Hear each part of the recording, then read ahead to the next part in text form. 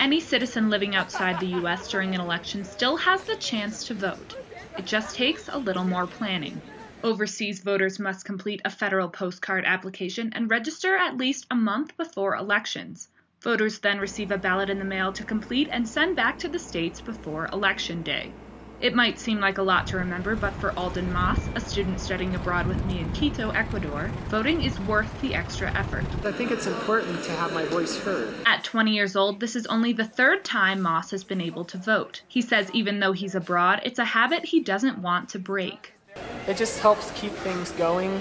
Like, that way you don't skip a cycle, and that way when you come back, you're able to continue more and stay informed. Being overseas can make voting at home a little difficult, but Moss says the study abroad experience can give students new perspectives on why their vote matters. Just different views helps you expand your mind, and then when you come back and vote in the next election, you may have a new point. You may be like, well, how is this certain candidate or this certain ballot measure going to affect someone in another part of the world, or how is it going to affect me in a way that I didn't think about before? The U.S. Embassy wants to remind citizens abroad that their votes still count.